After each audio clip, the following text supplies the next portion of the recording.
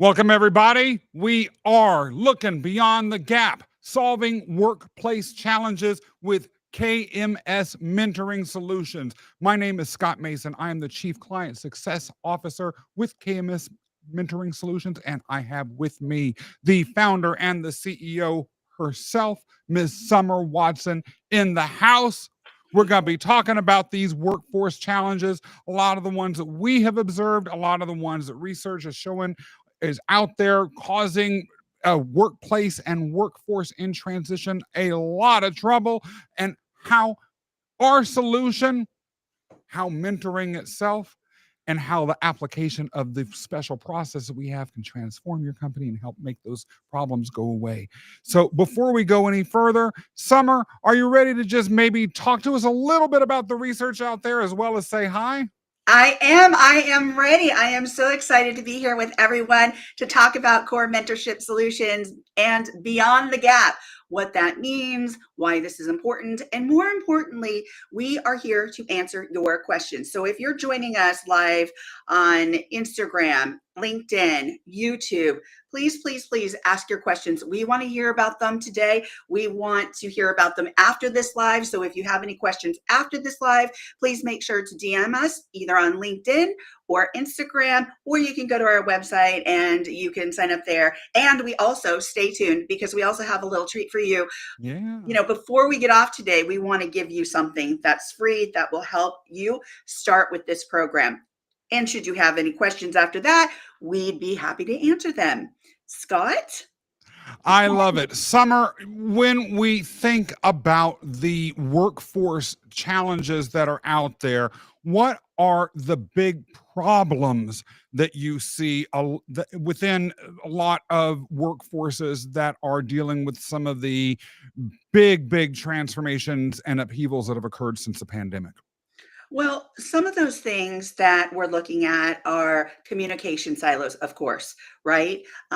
Distance between the employer and the communication, retention, leadership development, knowledge transfer. There's so many things that are happening right now because we are in a state of flux. We are still in a state of trying to figure out what's going on. We went from working from home, working from a distance, working remotely, to let's get back in the office. And for a lot of people, that seemed a bit antiquated. That seemed a bit like lost on them. Like, why should I do that? Why should I go back into an office when we are being just as efficient at home, right? Yeah. So, yet that distance work or remote work, many employers found that maybe it was causing these communication silos.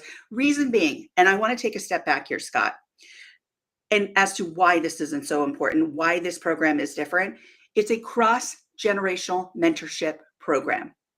We've got 5 generations in the workforce right now. That's creating communication silos. That's creating stereotyping. That's creating a lack of innovation. That's creating a lack of connection within the workforce.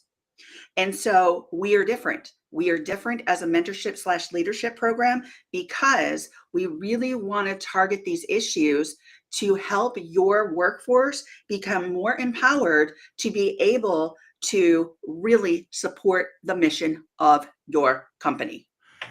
That last point is really interesting. One thing I'm curious about with regards to anyone who is watching this or who might watch in the future is how many generations are in the workforce that you are in right now? Let us know in the comments. Right, we've talked about 5 of them, and I'm going to have you explain in a little bit more detail exactly who these generations consist of and how they might be different. But one of the things that I think is underappreciated and we really don't talk about when we discuss the impact of generational change is the fact that historically in the United States, people haven't lived as long as they have now. And the lifespan within which someone would remain engaged in the workforce has completely shifted. I mean, Ronald Reagan was considered unbelievably elderly when he ran for president in his 60s. Now, during the last presidential election, we had 2 candidates that were approaching 80. And there is the president of a college that here in New York City who's been making the news because she just started as she is approaching 80. Meanwhile, people started work generally a little bit later, and you didn't have this sort of buildup of generational staffing within workplaces that might cause all of these. That's complicated, to my eyes at least, by the advent of technology that's accelerating faster and faster. Gen X, for instance, was the generation that first discovered or first interacted with email and the internet itself. Now, for a lot of people, texting at DMs, that's it. They aren't even that familiar with email as a communication mode. So maybe you could talk to us a little bit more about exactly what these generations are, how this all plays out, and any data about whether it really is impacting the workplace as much as people might just automatically assume that it is. Okay, so we have five generations currently in the workforce, from to just traditionalist to Generation Z. And our traditionalists have been in the workforce since 1928. So they begin in 1928, 1945. Those are traditionalists. So that's that generation, right? They're focused on discipline, loyalty, and on a strong work ethic. They bring value, experience, stability, and legacy to the workforce. So if you're looking at all these different generations, some of the other characteristics of the different generations, and I'll touch on those quickly, but baby boomers. So they started in the workforce between 1946, 1964, or that's their generation. They were born between 1946 and 1964. And so they're really driven by ambition and results-oriented mindset.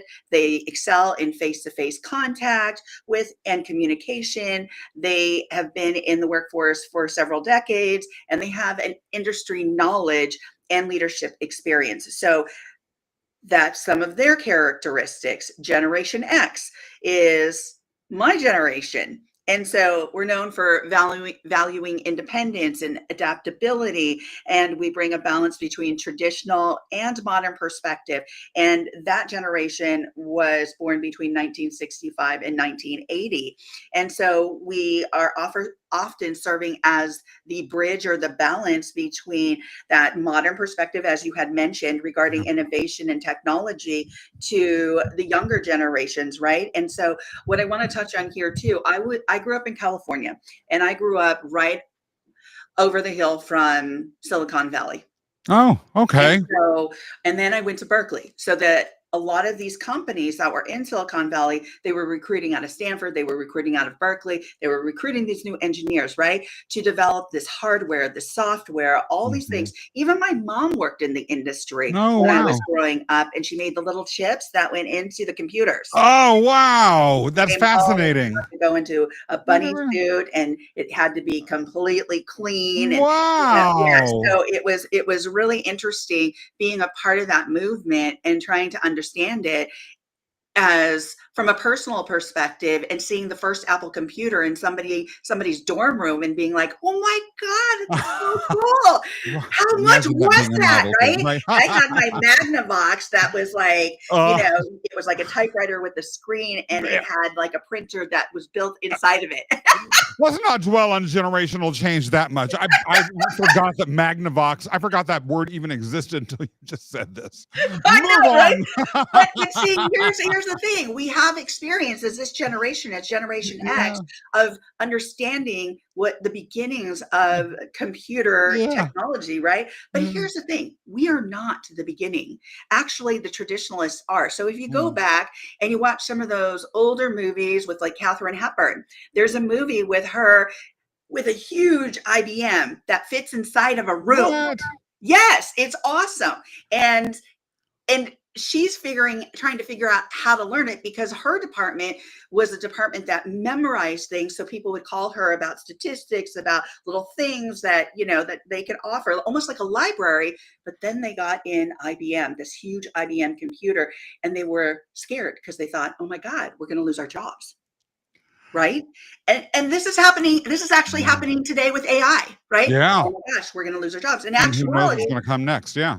they didn't lose their jobs because they needed human beings as the human component, the humanistic component. They needed the human beings to run these computers. They needed human beings for various things, right? So going back to the generational dynamics, we're looking then at millennials who were born in 1981 to 1996, and they're recognized for their collaboration skills and tech savviness. They excel at leveraging technology and innovating and connecting via technology, right? And then we have our Generation Z, who were born in 1997 to present, and they really are prioritizing diversity, inclusion, digital fluency. They bring really a fresh perspective on things, a global understanding. They have more of a global mindset about in the workforce. And so there's a lot of different characteristics and maybe even some stereotyping that's going on in the workforce. And there are some walls being built because of that stereotyping.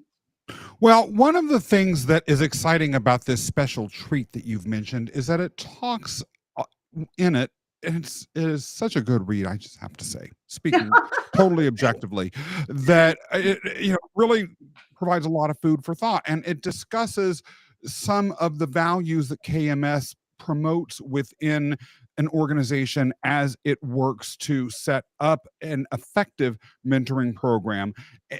one of which is empathy driven innovation. And what I'm hearing you talk about when it comes to these generations interacting and being able to listen and connect and really feel each other and work together is that the development of empathy skills might be something that isn't talked about that much, that people might not get formal training on, but nonetheless is important for this reason that I've heard about empathy discussed as generally a nice value to have. In fact, it's quite a controversial topic in some business circles who argue that we've gone too far in terms of becoming empathetic, but it hasn't been discussed within the context of generations being able to work together if they're able to see the full humanity inside of each other and do exactly as you said, learn how to pull that value out and extract it and then share it with each other. Talk to us a little bit more about empathy and how that plays in with all of this and KMS's philosophy. Okay. So let me take a step back here first, Scott, about empathy. We will stay on this topic because it is an important topic, but I also need to tell people a little bit about my own history and my understanding of empathy and how it relates to this program, how it relates to mentorship as well as leadership. So when you look at my background, I started in the field of human services it really early on. And so I've been in this human services field for decades now, for multiple decades. And I started in the nonprofit arena, as did you also were in the nonprofit arena, right, Scott? Yeah. And so I started building out programs. I started with two incredible mentors. One was a social worker, one was an LCSW, a licensed social worker, and one was an MFT, marriage family therapist. And so as I was getting my master's degree in human services with a specialty in counseling, I was not only teaching folks how to understand their feelings and their emotions, because I was working in neighborhoods that were highly populated with people who were involved with gangs, who needed support. We were looking at like how to reduce recidivism. We were looking at all different kinds of things across an entire county, right? San Diego County. We were looking at the 504 plans. We were looking at Title 5. And so we are looking at all these different things to really help support these different communities within San Diego. And so one of the things that I also learned is how to bring people to the table, how to talk, how to understand themselves, how to understand each other, how to work collaboratively together to include the mayor, to include many different people, right? And so I say this because what I learned from all of that is the first step is understanding how to identify your own feelings, even to name them. Like, I feel sad, I feel great, I feel joy, I feel happiness, and a lot of times in the various generations, even generation, X, Y, Z. You know what I mean? It's like Yeah. we've been taught to put our emotions aside. Yeah. And what does that teach us? That teaches us nothing in relation to how to identify emotion, how to understand that emotion. And then on top of it, we're asking people to integrate and understand others, the other emotion, the person, the other people's emotions, right? But what happens when we don't even understand our own? Yeah. And so that's why this program, it's not woo woo, it's the foundation of understanding your workforce and how they're functioning. And so when we looked at, and when I looked at mentorship throughout the years, there's great mentorship. Mentorship has been wonderful in my life. It's been wonderful in many people's lives. But there's been a few changes along the way just over the years that I was looking at. How can we improve mentorship? How can we improve the level of understanding one another, one, but the level and onus that we take upon ourselves to create a mentorship environment that allows for us to communicate better, share better, innovate better, create better together, and support the mission of the company that they're working for. So how can we do this? And what I saw was a lot of times the onus was on the person of wisdom, the person who had Mhm. been in the industry for several years, several decades, right? And that's a lot of power, right? One, that's a lot of power. Two, that's a lot of responsibility. Yeah. Three, what are we doing to really empower our younger folks who are beginning and to also share their knowledge and share their wisdom, even at the stage that they're just beginning? Because guess what? They were hired for a reason. They were hired by a company for a reason because they have a skill set. And if that skill set is not being used effectively and they're not being heard, how is that helping the mission of the company? Well, going as to the onus being put on the person of wisdom, power and responsibility, let's focus a little bit on that responsibility part. Responsibility in a mentoring context, if it is going to be handled appropriately and if the words of wisdom are going to be heeded, has to actually be relevant to what is going on in the world of the person that they are speaking to, who might be younger. And a lot of times I found, when I was mentoring people in other jobs, I would sometimes walk into the mentoring relationship assuming that the way you behaved in the workplace, the way people communicated with each other, the way technology was used, what people's future career trajectories and desires might look like, all were the same as what I was experiencing. And so there were times in which mentoring opportunities that I had, or the responsibilities that I had as a mentor, were unfulfilled because I wasn't getting feedback, or I wasn't open to feedback as to the way younger people were interacting and the way things were outside of my own bubble, which might have been limited by my immediate social group, which was in my generation. I wasn't taking a cross generational approach to how I was interacting with my fears. That goes as to the empathy, to me, that you were talking about, and the importance of making sure that there is not necessarily this rigid hierarchical structure. KMS has, as one of its foundational principles, a particular approach to the horizontal or the vertical nature of mentoring. Maybe you could talk to us a little bit more about that. Absolutely. So KMS, or KORE Mentorship Solutions, has a horizontal structure. It is a flat structure. The reason, when I was creating this program, the reason I thought this was really important is for several reasons. But it doesn't mean to say that a company can't have a more hierarchical structure, right? And they can. It's just that this particular program is horizontal. The reason it's horizontal is because it eliminates traditional hierarchies. It by removing the word mentee, it ensures that every participant is both a mentor and a learner. So we're taking away the word mentee because we want everyone to know that they can share their knowledge, that they are teachers and learners.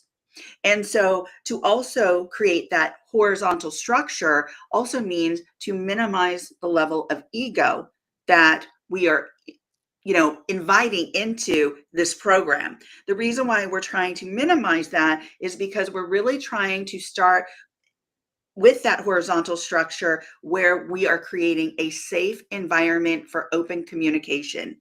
We are trying to break down those communication silos.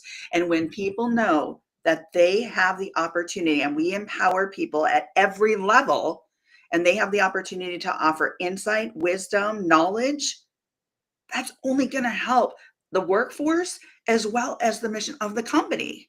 So go ahead, What Scott. you're saying is merely by implementing a horizontal structure within the context of the mentoring program, you are building leadership, Yes. right? Independent of any external leadership development programs, because putting the wisdom, the power, and the opportunity and the responsibility within the person who is more junior in the workforce, right? They have to be a leader, at least vis-a-vis any any person that they are in a mentoring relationship with who is older or more experienced than they are. Is that correct? That is correct. So thank you for that clarification. And also there is some science that's incorporated into this. Well, tell. So, okay, so I'm going to tell you a little bit about that because I'm also a doctor of clinical psych, right? So of course I'm going to bring some qualitative and quantitative data into this, and I'm going to look at this and say, what framework can we use to help support these folks so that there is an actual ideology and practical position that we're coming from to help implement this, right? So that's really from the Alfred Adler Adlerian structure, right? And what Alfred Adler was, he was like he deviated from Freud because Freud said, hey, listen, there's a lot that we can understand about human behavior through the subconscious. But Alfred Adler was like, yeah, but there's so much more than this, just the subconscious. There's the social influences, there's the work influence, the family influence, there's health influences, there's all these different things. So he really became known as the Mm, first mhm. holistic practitioner, the first holistic psychiatrist in the field of psychology. And so what he really found was when people lack belonging, whether or not that's in their family, whether or not that's in the workforce, they start falling out. They start quitting. They start leaving.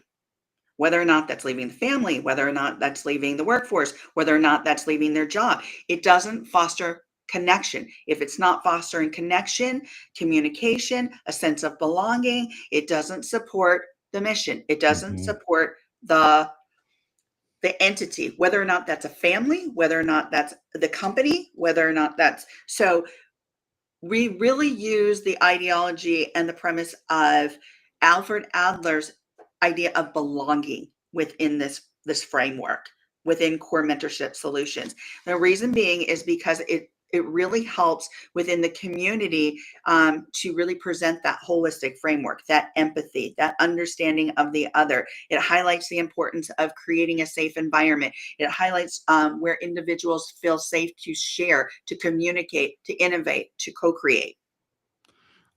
One of the things that is hidden behind the words that you just said is related to retention. If Yes. people feel like they don't belong, they drop out. Many managers that I have worked for have had an attitude of, well, it's an incredible privilege for you to have a job and work here.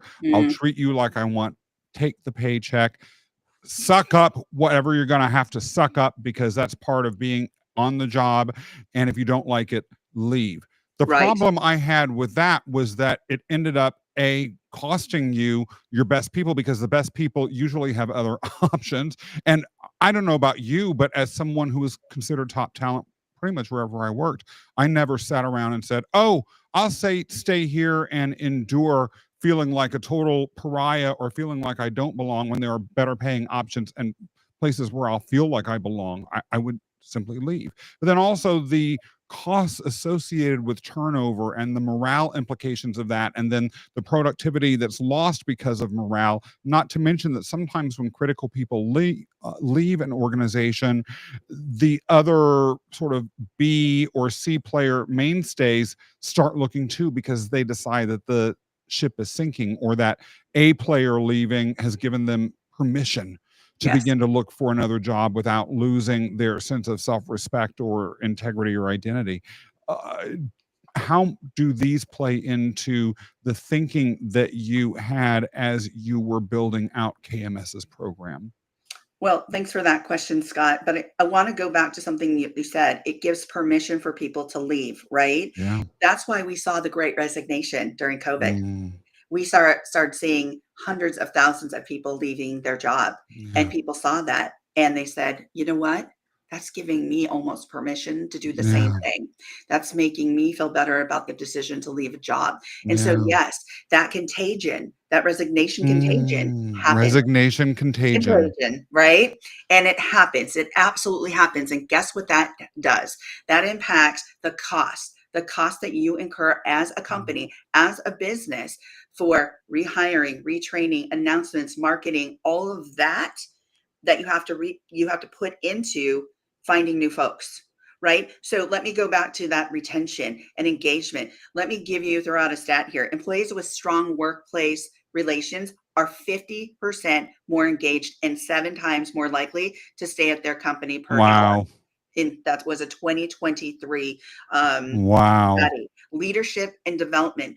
77% of companies report that mentorship increases employee confidence and performance. That's Harvard Business Review 2022. And so when I look at these stats as a researcher, as a qualitative and quantitative researcher, I'm looking within the last, 5 to 6 years of this data, right? So when we're looking at knowledge transfer, organizations that embrace cross-generational mentorship see 20 to 30% improvement in innovation and problem solving issues. That's from Forbes in 2021. So when you look at this data that's coming out of all these different entities, Gallup, Harvard Review, Forbes, they're saying the same things. We need this. We need to understand how to bring these generations together to help them help your company, but also Mhm. to create better workforce environments. Yeah, more productivity and a much stronger bottom line, really is what this is all about. A Although stronger bottom line, but also a happier workforce. yeah, So not only do you get, you know, increased productivity, but you get retention, you get engagement, you get leadership, you get better leadership, yeah. knowledge transfer, like I said, co-creation, co-innovation. These things are all so intertwined. It can be very easy for a leader to say, I just care about the numbers. I just care about the KPIs. I don't really feel comfortable with a lot of this human stuff. And that is a pattern that particularly can be pervasive in some of the Sure, older generations that absolutely. might not be as familiar with, or might not have really embraced the uh, true meaning of a lot of this data that you're talking about, but that is a lot more first nature to some of those who are stepping into responsibility and leadership even at a much younger age.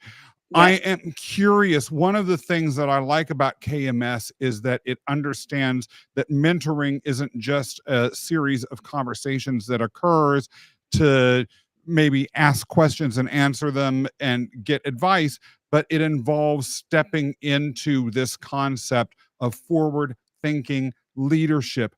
Talk to me a little bit about how KMS, in particular with some of its more expansive programs, deals with leadership development, and how it can prepare people to become the leaders that a cross generational leadership program demands. love that question because it gets into our process. And so this is a system, right?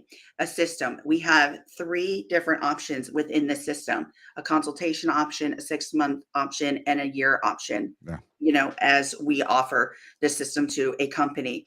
Now, when we're doing this, it's so important that we just don't jump into a company and say, hey, this needs to be done, that needs to be done. From the years of experience, the hundreds of evaluations that I have done with people, with programs, I will go into a company and I will do a full evaluation, a full assessment as to what is going on, then provide a report. And from that report, I will be able to point out where there are the gaps beyond the gap. This is what this is called, beyond the gap, right? Then I will be able to identify where the gaps are. I've got folks that have contracted with my company who are facilitators in so many different areas. They are leaders in their field, from Scott, communication, law, you name it. He is incredible, Oh, right? me. You are incredible. Me, And little old me. yes, yes, you know, someone who is part of the New York Speakers Association, who is on the board, who is all these, who is a speaker from, you know, across the country and even maybe globally. So it's like, we bring these folks in. We bring these folks in once we identify where the gaps are. We bring these professionals in to help build that leadership within your workforce, within your company, whether it is communication, whether it is, you know,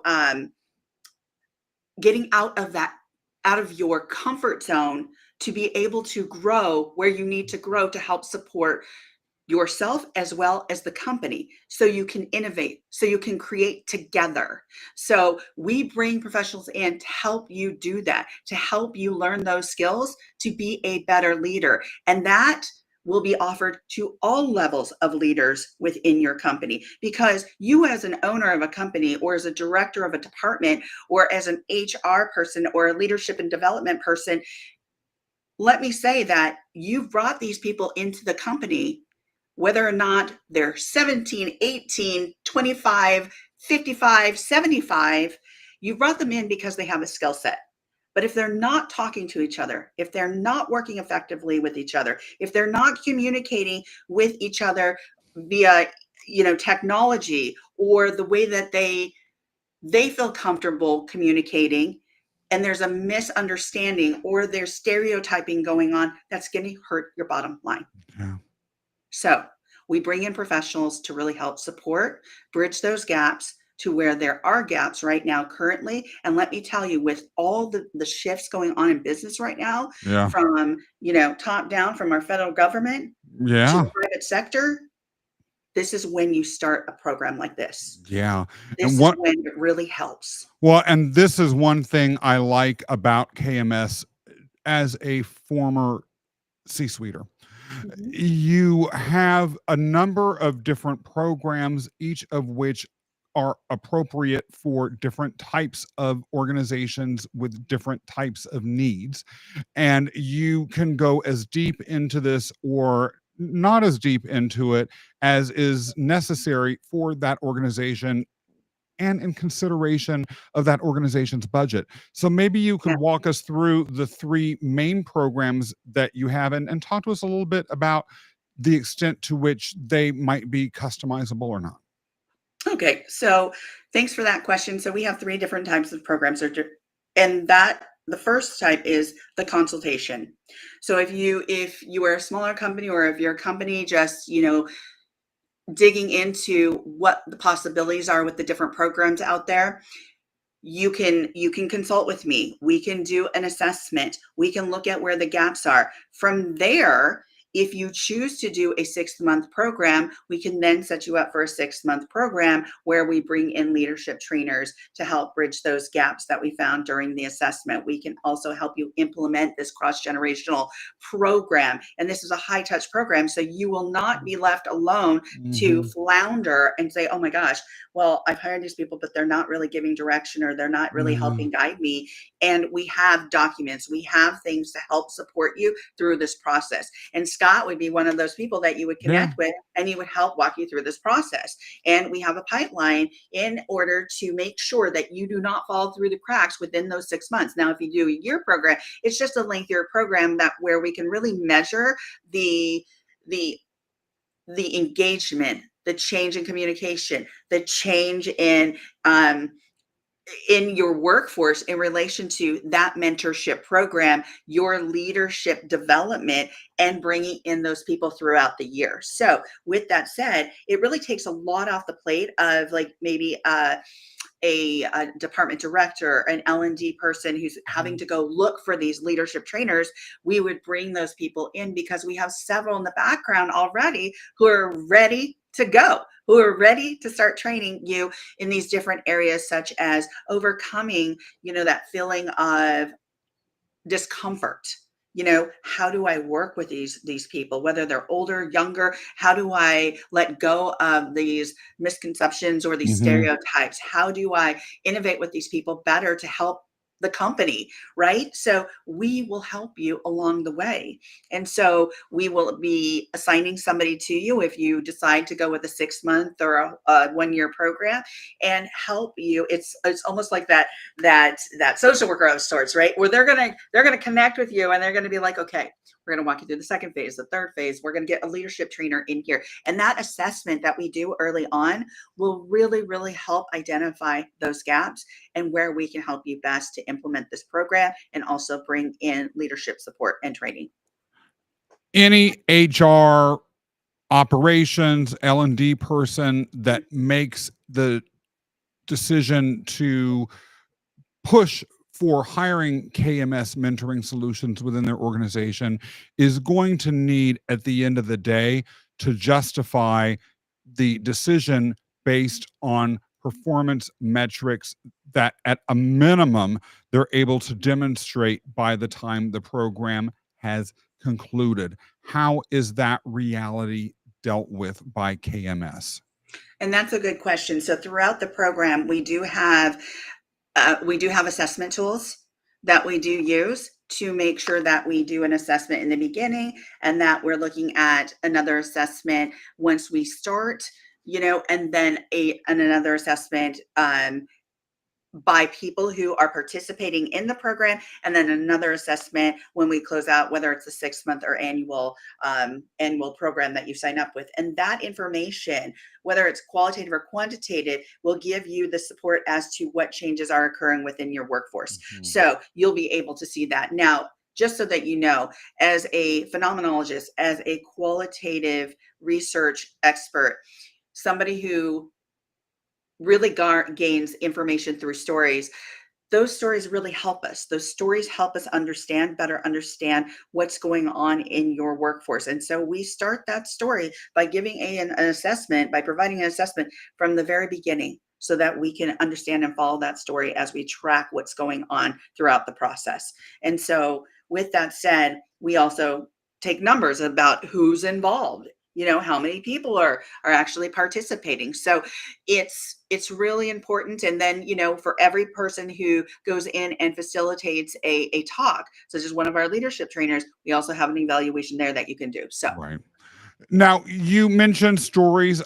One way to illustrate how this program might look might be to share a story. You've given us so much data, you've given us a theoretical understanding as to why we're taking the approach that we have. You've also explained what the approach looks like and how the various programs that we have differ in the yeah, methodology and the approach. Well, not really the methodology, but in the structure of the approach that we take.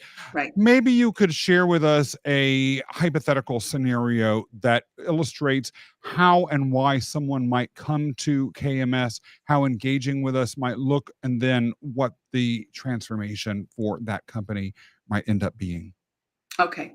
So if you came to me and you said, we have a workforce that we know we have a ton of people with an incredible amount of skills, but they're just not working well together. They're just not understanding each other. They're just not communicating well. I would sit down, and if they're interested, I would let them know about the program, that it is a core mentor, or it is a cross-generational mentorship program and I want to stress something here. We are not a reverse mentorship program either. And you might hear that term out there in the mentorship community as well. And it's not that it's a bad thing, but it's not part of our Mm. real idea, mission, theory Mhm. of how we've created this program. Because again, that reverse mentorship gives the responsibility to the younger folks who are just coming in and putting all that responsibility on them Yeah. to provide feedback to maybe somebody who's been there for generations. And we want, again, that flat horizontal structure, Mhm. right? So as somebody's talking to me about their workforce and they're having trouble, let's say in the communication arena, right? Where there's silos that are built up that they can't break them down. They're feeling uncomfortable. They don't know how to talk to one another. They don't know whether or not long conversations are a good idea, or if, using technology is a better idea. But when they do, it's like there's miscommunication. They don't understand one another. There's hostility maybe or they think that there's hostility within those emails or those texts. So what happens is we would bring somebody in, we would do that assessment, we would see where the gaps are, and then we would bring people in to help you integrate this cross-generational mentorship program and get people involved, help you market that throughout your company so that they know, so that each person that works for your company knows what this program is, how they can get involved. And then further on, we would allow them to be a part of this. And again, somebody like you, Scott, would be like guiding them through this process, right? And then through that assessment, we would also understand what training you would need. So we would talk to our trainers and look at, where they could help bridge those gaps between communication silos, where we could bridge those gaps in regards to communicating via technology, where we could bridge those gaps between, understanding how we might be able to better communicate via DMs, or, or instant messages, or maybe use a different application such as WhatsApp or something Yeah. within your company to better communicate. And then also what it looks like to get out of your comfort zone in relation to not just sending emails, but to do communication in a different way. And so we would Mm. guide you through that, help you with that, support you with trainers. And then at the end, again, we have measures along the way where we can measure that. But more importantly, we can hear the stories from your employees themselves about how this has helped them, because they also have an opportunity to engage by giving feedback throughout their process of this program. And that ability to systematically ensure that the voices of everyone are heard and taken into consideration is itself, again, going to be massively empowering and massively engaging, Correct. on top of the overall increase in empowerment and engagement that all people within the organization that participate in the program are going to feel, which is just really a wonderful piece of icing on top of the cake. Summer, then, with all of that in place, how do you see the organization continuing after it has engaged with KMS? Great question. So after the contract of whether it's a consultation contract, whether it is a 6-month contract or an annual contract, you can, if it has come to an end, you can still continue to consult with us. If you have issues or want trainers to come back in and do a refresher, you have that ability. We can do that together. There is that leniency or that leeway to really structure something that you need. But for now, what we really want to make this simple, to help make this more simple, is offer these 3 ways of really working with this program, whether it's a consultation, whether it's a 6-month program, or an annual program where you sign up for. So, One of the things that I know, having been heavily involved with training mhm, programs during my many years in large organizations, as well as having considerable experience doing leadership